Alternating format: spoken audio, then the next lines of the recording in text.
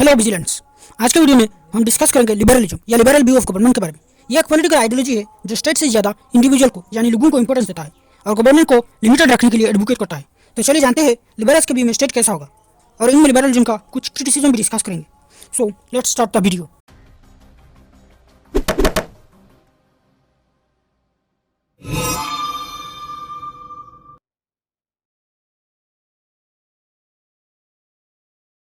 Liberals यानी liberalism के advocates कहते हैं कि पहले ज़माने में स्टेट नहीं था, इसको लोगों ने बनाया है ताकि लोगों के फ्रीडम और राइट्स को प्रोटेक्ट कर सके।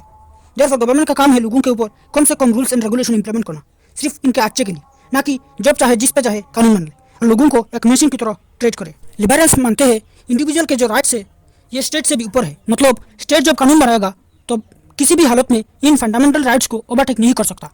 गवर्नमेंट को सिर्फ थोड़ा बहुत सिविल और क्रिमिनल केस पर कानून बनाना चाहिए ताकि एक बंदे का फ्रीडम दूसरे के राइट्स पर इफेक्ट ना करे।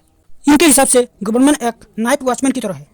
वॉचमैन सिर्फ रात में चोर से प्रोटेक्ट करता है। ठीक वैसा ही स्टेट का रूल है लोगों को और इनके राइट्स को प्रोटेक्ट करना। स्टेट को लोगों के पर्सनल लाइफ में इंटरफेयर नहीं करना चाहिए। लोग अनएम्प्लॉयड है या फिर रिच बनता जा रहा है और गरीब बनता जा रहा है, इन चीज़ों से स्टेट और गवर्नमेंट को कोई फर्क नहीं पड़ना चाहिए। कमाओ खाओ और फ्रीडम एंजॉय करो, सिर्फ किसी से लड़ना मत, क्योंकि यह स्टेट इंटरफेयर कर सकते हैं। लिबरलिज्म इंडिविजुअल के राइट्स और फ्रीडम पर ज्यादा फोकस करता है, इसलिए इसे पहले जमाने में इंडिविजुअलिज्म नाम से भी जाना जाता था। दोस्तों, जॉन लॉक को लिबरलिज्म का फादर कहा जाता है क्योंकि इन्होंने फर्स्ट इंडिविजुअल राइट्स और फ्रीडम की बात किया था। लोग कहते हैं लाइफ, लिबर्टी एंड प्रॉपर्टी लोगों का नेचुरल राइट्स है। मतलब इंसान पैदा होते ही इन सब राइट्स का हकदार बन जाता है, इसलिए स्टेट को इन्हें ग्रांट करने की जरूरत नहीं बल्कि प्रोटेक्ट करने की जरूरत है। इन राइट्स इनएलिएनेबल है, मतलब इन राइट्स को कोई स्टेट या गवर्नमेंट इंसान से दूर नहीं कर सकता, क्योंकि ये गॉड गिवन और नेचुरल राइट्स है और इन राइट्स को प्रोटेक्ट करने के लिए गवर्नमेंट बनना चाहिए। यह मैं एक बात एडिशनली कहना चाहूँगा कि जॉन लॉक के जो व्यू है वे इनके वर्क टू ट्रिएटाइजेस ऑफ गवर्नमेंट में 1689 में पब्लिश हुआ था, जो कि थॉमस हॉब्स के लेवियाथन के बाद पब्लिश हुआ। दोनों ने लिबर्टी या फ्रीडम की बात किया था, लेकिन जॉन लॉक को ही फादर ऑफ लिबरलिज्म कहा जाता है क्योंकि इनका आइडिया एब्सोल्यूट इंडिविजुअल फ्रीडम की बात करता है और Hobbes freedom on the basis of social contract की बात करते हैं, जो अल्टीमेटली इंडिविजुअल से ज़्यादा सोसाइटी को इंपॉर्टेंस देता है। फ्रेंड्स, हॉब्स के आइडियाज़ को मैं किसी और वीडियो में बताऊंगा। आप लोग सब्सक्राइब करके बेल आइकन में ऑल सेट कर दें ताकि ऐसी वीडियो आपको मिलता रहे। Let's come to the topic.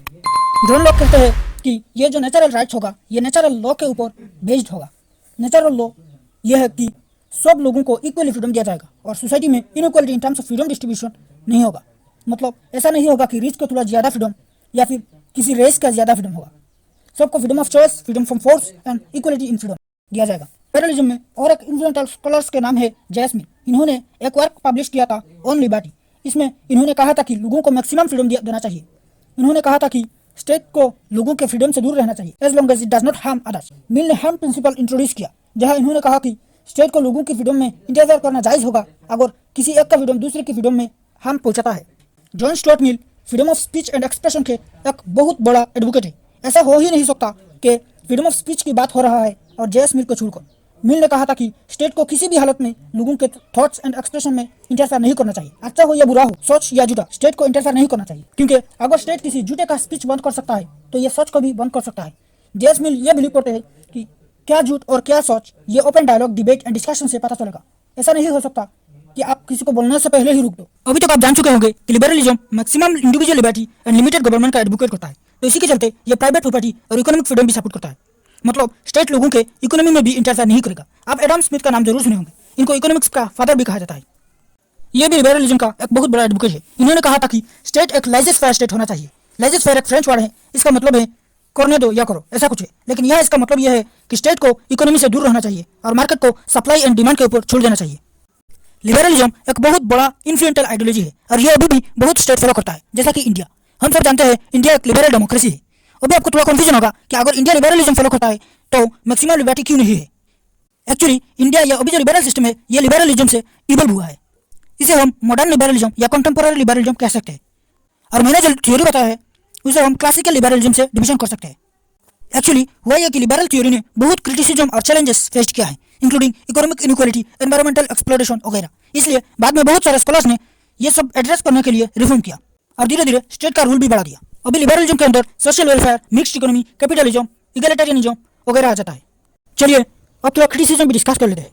Liberalism accessibly individual को इंपॉर्टेंस दे देता है। ये सोसाइटी में जो लोग गरीब या फिजिकली डिसेबल्ड है इनको भी बाकी लोगों के साथ इक्वल ट्रीट करता है। अल्टीमेटली ये होता है कि ये वर्ल्ड अमीर और स्ट्रॉन्ग लोगों का है और बाकी लोग इक्वलिटी के नाम से बेकार में पैदा हुए हैं।